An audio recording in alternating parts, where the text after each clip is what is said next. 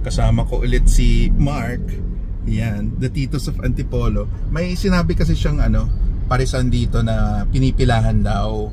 Naks, parang kaming vlogger, pinipilahan, masarap, mura, sulit.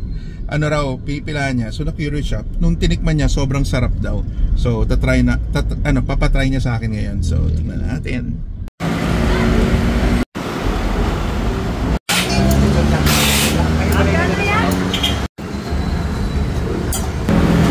Grabe.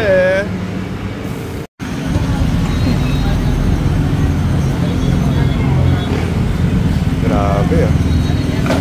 Boss, dito na tayo.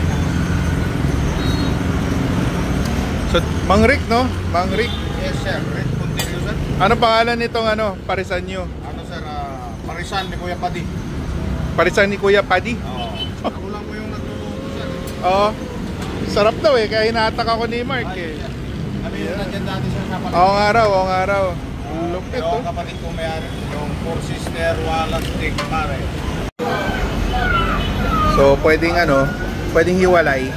Ito yung crispy bits saka yung may sauce. Pwedeng combine na.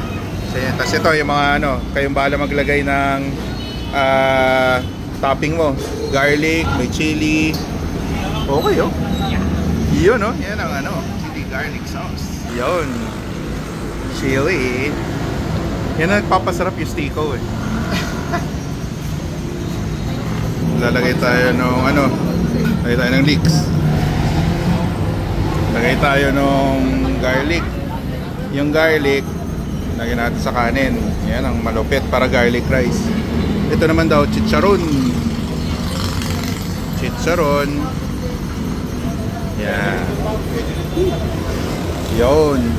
Tapos may hot sauce rin si Kuya. Mamaya na tayo mag hot sauce. Tikman muna natin yung sabaw.